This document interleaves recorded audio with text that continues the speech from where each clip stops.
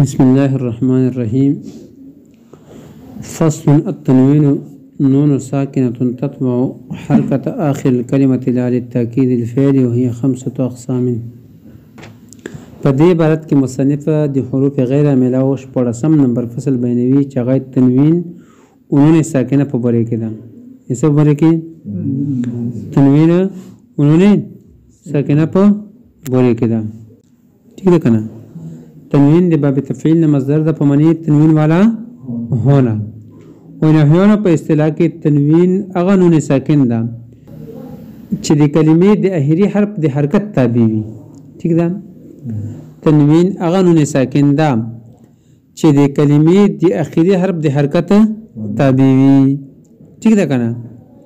التنوین نون ساکنه، تنوین نون ساکن ده تتبع حرکت آخر الکلمه چې د کلمې د اخري حرکت تابع وي. لا لتأکید الفعل، نه کې د فعل دی تاکید دی پوره وي. فائدې قیود وسوي تعریف ولا نو التنوین معرب ده نون ساکنه تتبع حرکت آخر الکلمه لا لتأکید الفعل دی تعریف ده. هر تعریف کې جنس او فصل وي، نو په دې تعریف کې جنس او فصل دي. ٹھیک ده. نون جنس ده، ٹھیک ہے، ټول نونو ته شامل ده، که متحرک وي که غیر متحرک وي. ٹھیک ده کنه. پوه شئ. ساکنتون دا فصل اول ده، دې نون متحرک ووتله. څه ته وتله؟ تتبع حرکت آخر الکلمه دا فصل ثانی ده. تتبع حرکت آخر الکلمه دا فصل ثانی ده. ٹھیک ده. ادنا من لدن لم يكن وغيره دونونتي وتلو. ٹھیک ده. ځکه چې دا د اخري حرکت تابع نه دي. ٹھیک ده کنه. د اخري حرف د حرکت تابع نه دي. لا لتأکید الفعل دا فصل ثالث ده. ادنا نون خفیفه وتل. څه ته وتل؟ نون خفیفه دي وتل، ځکه چې هغه د فعل لتأکید دی پوره وي. دا څه چې لا لتأکید الفعل چې د فعل تأکید دی پوره نه وي. پوه شو پې. وهي 5 أقسام. او دا 5 قسمه ده. په څو قسمه ده؟ 5 قسمه ده. یو تنوین تمکن، تنوین تنکیر، تنوین عوض، تنوین تقابل یا مقابله، او تنوین ترنم. ٹھیک ده. څو قسمونه شو؟ 5. پهله تنوین تمکن دا هغه تنوین ده چې دلالت وکړي په دې خبره باندې چې دا اسم متمکن ده. وهي 5 أقسام، ودا 5 قسمه من ده. الاول للتمكن، اول دي تمكن دي پورا، هو ما يدل على ان الاسم متمكن، چې دلالت وکړي په دې خبره چې دا اسم متمکن ده في مقتضى الاسميه، دي اسمیت په مقتضا کې. یاد سه تنوین تمکن هغه تنوین دا چې دلالت وکړي په دې خبره باندې چې اسم د اسمیت په مقتضا کې راسخ ده. اسم د اسمیت په مقتضا کې څه ده؟ راسخ ده. او د اسمیت تقاضا څه ده؟ انصراف. څه شي؟ انصراف. یعنی اسم منصرف کېدلو باندې دلالت کوي. پوه شئ. دا هغه تنوین ده چې د اسم په منصرف کېدلو باندې څه کوي؟ دلالت کوي. او دې ته تنوین صرف هم ویلی شي. څه ته ویلی شي؟ ځکه چې دا منصرف او غیر منصرف په منځ کې فرق راولي. پوه شئ. لکه زیدون، رجلون، دې کې تنوین څه ده؟ تنوین تمکن ده. نو ګورئ وهي 5 أقسام ده په 5 قسمه ده. للتمکن، تمکن دې پوره، وهو ما يدل دلالت کوي على ان الاسم المتمكن، چې اسم څه ده؟ متمکن ده.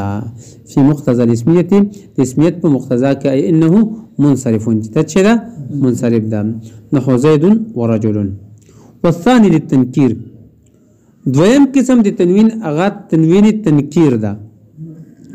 او دا هغه تنوین ده چې دلالت کوي په دې خبره باندې چې دا اسم نکره ده. پوه شئ. اسم څه ده؟ نکره ده. پوه شئ. او دې ته تنوین تنکیر ویلی شي ځکه چې د نکرې او د معرفې په منځ کې فرق ظاهروي. څه کوي؟ فرق ظاهروي. لکه صحن. ٹھیک ده کنه. تنوین سره دا نکره ده. پوه شئ. او بغیر تنوین نه دا معرفه ده. صحن په معنی دی اسکت سکوت ما فی وقت ما ده ٹھیک ده کنه څه مطلب چې غلی شه پوه شئ غلی شه په غلی کېدو سره په وخت ما په څه وخت کې هم اوسه په سکون سره دې معنی څه ده اسکت سکوت الان اسکت سکوت الان پوه شئ پې څه مطلب چې اوس غلی شه څه مطلب چې غلی شه په خاص غلی کېدلو سره نو مطلب څه چې اوس غلی شه پوه شئ څه اوس نو دې ځکه دا معرفه د نکره نه ده ښه پوه شوې پې وګورئ ورته والثاني للتنكير هما يدل على أن الاسم نكرة چې اسم څه نکره ده نحو صحن أي اسكت سكوتا ما في وقت ما وأما صح وهر چې صح ده بالسكون بسكون سره فمعناه اسكت سكوت الآن ٹھیک ده الثالث للعوض دریم قسم تنوین عوض ده او دا هغه تنوین ده چې د مضاف الیه په عوض کې راغلی وي ټیک ده څه په عوض کې راغلی وي لکه هین اذن اصل کې و هین اذ کان کذا ساعه اذن اصل کې و ساعه اذ کان کذا و یوم اذن اصل کې سو یوم اذ کان کذا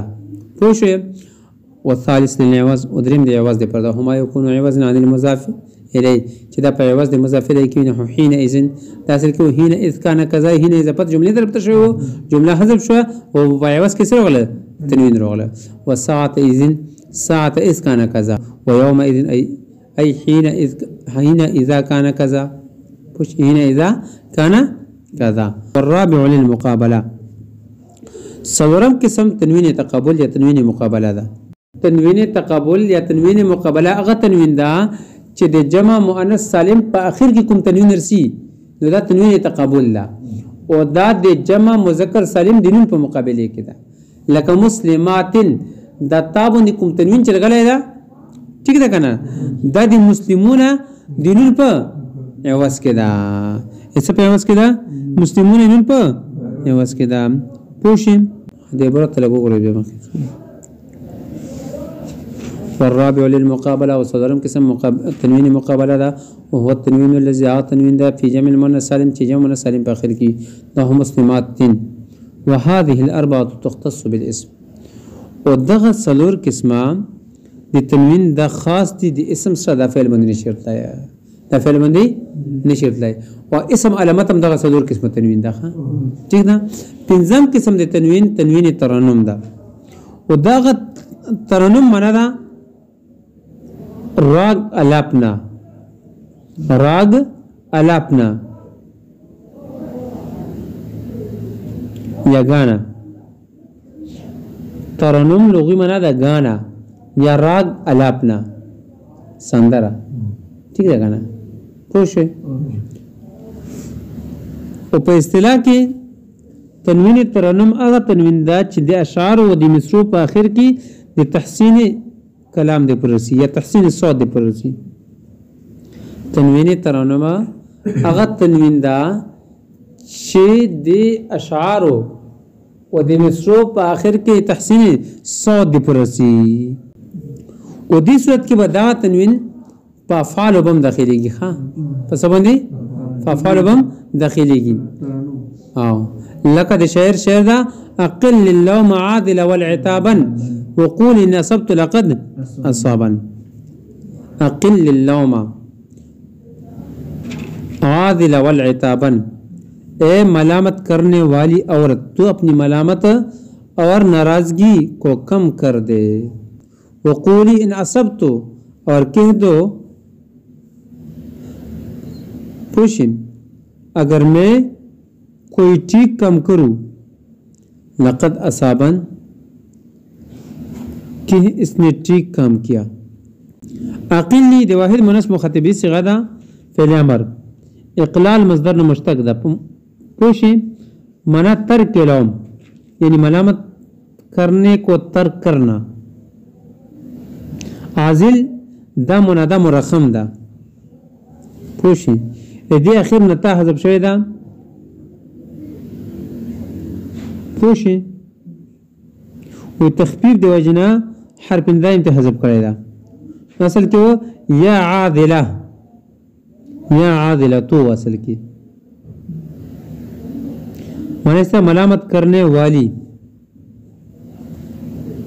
پوشی وعادلو باندې لام باندې فتحه ملي شي او زمان په ویل شي اصبت دا د اصابتن مصدر نو مشتق په معنی دي درستگی کو پہچاننا په معنی دي درستگی کو پہچاننا شعر مطلب څه ده په دې شعر کې شاعر خپل محبوبه ته حکم خلق چې د په محبت باندې ملامت کوي هغه ته خطاب کړی دا ٹھیک ده کنه چې مو د محبت دی وجنه ما ملامت کوي ځکه دا د مو د اختیار او د بس خبره نه ده مو اختیار او مو د بس خبره نه ده او نه تاسو ملامتیا دا څه فائدہ کی مطلب چې تاسو مو ډېر ملامت کوي کنه نو بس مو نه صبر کینو چې مو نه صبرېږي پوه شئ نو لہذا ملامت او غصې مسې ټول څه کوي ختم کوي او لګو ګوري کزه چې تسې کور کوم نه هغه تعریف هم کوي همیشه د پرا ملامتونه ما کوي ٹھیک ده عارض د ذکر شعر څه ده مصنف د شعر ویل ذکر کړی د شعر کې مصنف د تنوین ترانم مثال پیش کړی ده چې په اسم فعل دوړو باندې داخليږي مالی استشهاد شعر ده عتابن و اصابن نه استدلال کړی دا ځکه چې عتابن و اصابن اصل کې العتاب وو اسم باندې تنوین ترانه مرغلای و اصابه دا فعل ده پوشي دا چې نه فعل ده او په دوړو کې اشباع شوی دی دوړو کې आवाज وګت شوی ده پوشي چې الف आवाज پکې پیدا شوی ده بیا الف حذف کړل وګي په عوض کې تحسین صوت د پر سره وړل تنوین ترانه مې وړل نو العتابن هو اصابن شول پوشي العتابن څه شول اصابن شول پوشي په پونه شو به ترکیب به څه شي اقل اللوم اقل فعل ذکر انت ضمير فعل اللوم معطوف عليه واو حرف عطف العتابن معطوف علیہ مل کر دم مفعول به دی اقلی فعل لفرا پہلے اپنے فاعل اور مفعول به سے مل کر جملہ فعلیہ انشاء ہو کر دب معطوف علیہ ٹھیک ہے کنا کوشش عادلہ اے دې کې حرف ندا محذوب ده اصل کې و یا عادلہ یا حرف ندا کا مقام دے دوں عادلہ منادى مرقم مفعول به بشی دی ادعو فعل لپاره پہلے اپنے فاعل اور مفعول به سے مل کر جملہ فعلیہ انشاء ہو کر ندا شولا جملہ ندائیہ شولا جملہ پوشی فعل اپنے فاعل اور منادى مفعول به سے مل کر جملہ فعلیہ انشاء ندائیہ شولا ٹھیک شولا واو حرف عطف قولی فعل لیکن انت ضمیر فاعل لا فعل مل کر دا قول شولا ان حرف شرط اصبت فعل جو فعل اپنے فاعل سے مل کر جملہ فعلیہ انشاء ہو کر دا شرط شولا پوشی لقد اصابن دیسی کی قسم محذوب دا اصل کدا قولی لقد والله لقد اصابن قولی والله لقد اصابن اصل کدا سوا نقولی فعل انت ضمیر فعل مل کر بیا قول شوله ٹھیک دا والله دا واو حرف جر برای قسم ولفظ الله مجرور جار مجرور متعلق شو قسم فعل پر پہلے اپنے فاعل اور متعلق سے مل کر جملہ فعلیہ خبریہ ہو کر دب قسم شي لقد اصابن فعل لقد حرف تحقیق ده کنا اصابن فعل دیکھ ہوا ضمیر فاعل لا پہلے اپنے فاعل سے مل کر جملہ فعلیہ خبریہ ہو کر دب جواب قسم شي قسم جواب قسم مل کر دب مقوله شي دی قول لپاره قول مقوله مل کر دب دال بر جزا شي ٹھیک ہے کنا یا بس جزا کوئی منا آسان ہے کوئی سب شي جزا بشي ٹھیک ہے کنا شرط جزا مل کر دب مقوله شي دی قول لپاره قول مقوله مل کر دب معطوف شي پوه شو پی پوه شو پی بس یو د څه کوئی قول مقوله مل کر جمله مقوله شولا بس او په سره جوړوي ٹھیک ده قول مقوله مل کر جمله مقوله شولا پوه شوې. دویم شعر مصنف ذکر کړی دا شعر نوم مو زده کړه. شاعر نوم دا جریر ابن عطیہ تمیمی. دا شعر دی جریر ابن عطیہ تمیمی دا. دویم شعر مصنف ذکر کړی یا ابت علک وعساکن. خود تکمیل د شعر وکړو ځکه چې مصنف صرف یوه مصرع ذکر کړی د شعر بلې پرېښې ده. نو پوره شعر داسې ده تقول بنتي قد انا اناکن یا ابتا علک او عساکن. ترجمہ د شعر سے میری بیٹی کہتی ہے کہ تحقیق روزی اور رزق حاصل کرنے کے لیے سفر کا وقت ہو چکا ہے. تقول بنتی میری بیٹی کہتی ہے قد انا اناکن کہ تحقیق روزی اور رزق حاصل کرنے کے لیے سفر کا وقت ہو چکا ہے. یا اباتا اے میرے باپ علکا شاید کہ تو پوشی یا دس منائم کولے شوئے امید ہے کہ تو علکا امید ہے کہ تو او عساکن روزی کو حاصل کر سکے اور غنیمت لے جائے. روزی کو حاصل کر سکے اور غنیمت لے جائے. پوشی یا ابتا دا منادا دا و یا حرف ندا دا پوشی یا ابتا کہ یا حرف ندا و ابتا منادا دا اصل کی ابی و ٹھیک دا کنا اصل کی سو ابی. نو منادا یا متکلم طرف تا مضاف دا پدے کی پوشی شیدہ اصل کی یا ابی و کنا یا حرف ندا اباتا اصل کی ابی و سو ابی یعنی دی ابی زفت یا متکلم طرف تا شوئے دا پوشی. بیا یا حذف شولا یا چھ شولا حذف شولا پوشی. ابینا ابینا یا چھ شولا حذف شولا. اے پیوست کی متا والی پو لگو پوشی معنی سے اے میرے باپ اے میرے باپ. علکا وعساکا علکا اصل کی لعلکا دا ٹھیک دا کنا وعساکا اصل کی عسا دا پوشی پپوی نشوی بی. وکاب ضمیر عساکا کی دی بندی تنوین ترانم روغلا سپر روغلا آخر کې ولا غولې شول نو څه جوړ شول ته عساکن چې جوړ شول پوشي او خبري محذوب ده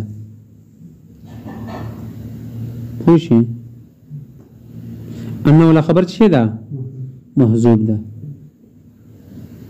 اصل کې تجد رزقا ده څه شي تجد رزقا. غرض د ذکر شعر سره دې مثال پیش کولو دی پورا مصنف دغه شعر وړل چې لکه څرنګه په اسم او فعل باندې تنوین ترانم داخل دلی شي دا رنګ په هر باندې تنوین ترانم داخل دلی شي پوشي. او دې خبري مثال پیش کولو دی پورا مصنف د شعر وړل چې لکه څرنګه اول شعر کې تنوین ترانم وو ٹھیک ده کنه. نو دویم مثال کې د مصری په اخر کې څه ده تنوین ترانم ده پوشي.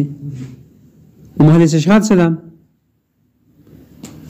محل استشهاد په دې شعر کې عساکن نه ده څه نه عساکن چې په دې کې تنوین ترانم ورغلی ده او دې مصری په اخر کې راغلی پوشي.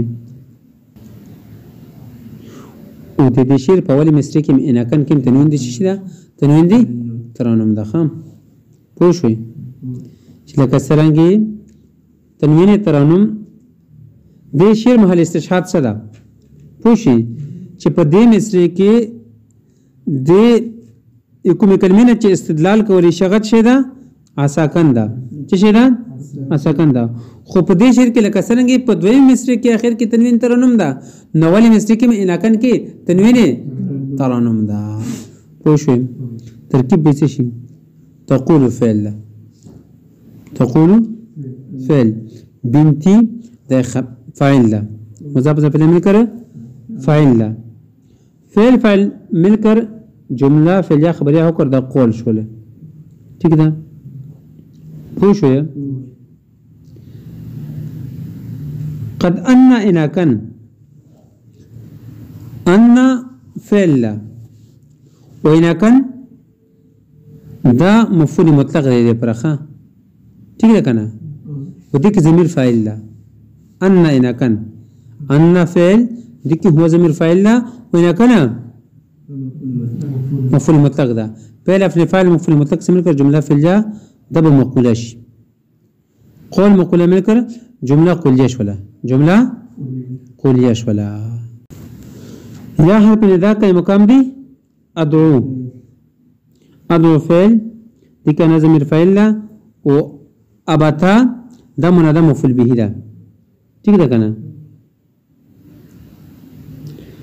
فعل ابن فاعل اور مفعول به سے مل کر جمله ندیه انشاء شوله علک اصل کی لعلک و لعل حرف مشبه بالفعل وكاف ضميري اسم ده كاف ضميري اسم ده ٹھیک ده کنه او خبر دي محذوف ده چغه تجد رزقا ده خبر څه ده محذوف ده پوښي نو تجد فعل ديك ضمير فاعل ورزقا مفعول به ده فعل ابن فاعل مفعول به اسم کر جمله فعلیه خبریه هو کړه خبر شي لعل لعل ابن اسم خبر اسم کر ده معطوف علیه او حرف عطف عسى فعل كاف ضميري اسم ده وتجد هو خبر ده معصى فعل افعال مقاربه اپنے اسم خبر سے مل کر جمله فعلیه خبریه ده بچی شي معطوف بشي ٹھیک ده کنه معطوف مل کر ده جواب ندا شي پوښي ندا جواب ندا مل کر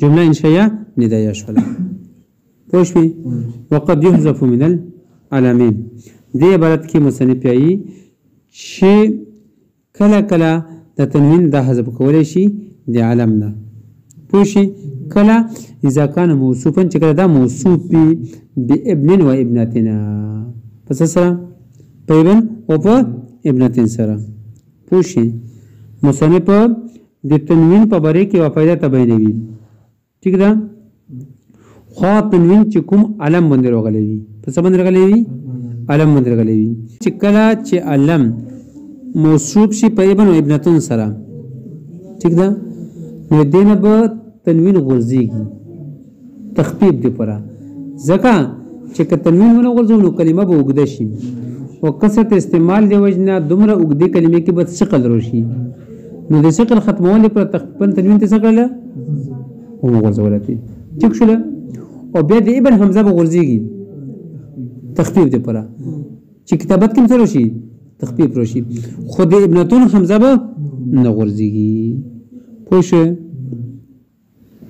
جاءني زيد بن امرن نو د زید نه تنوین حذف شوله پوښي زکه چې دا موصوف ده په دسه ابن سره چې دغه اضافه علم طرف ته شوی ده څه طرف ته شوی ده یا هند ابنتو بکرین هندینه تنوین وګرځیدل ویلي زکه چې دا دسه ابنتون سره موصوف ده چې دغه اضافه علم طرف ته شوی ده پوښ په خبره باندې کپونه شپې پوښې نو کله کله دا حذف کولی شي تخفیف دی پره والخامس ته ترنم او پنځم نمبر قسم د ترنم د پره دا او هو الذي يلحق اخر الابيات چې لاحقيږي د شعر په اخر کې ول مصارع او د مصر په اخر کې قول الشاعر شعر قل الله معادل ولا تابا وقولي نسبت لقد اصابا وقوله يا ابا تعلق واساكن وقد يحذف وكل حذف كل شيء من العالم يعلمنا اذا كان موصوفا شكل ده موصوف بابن وابنه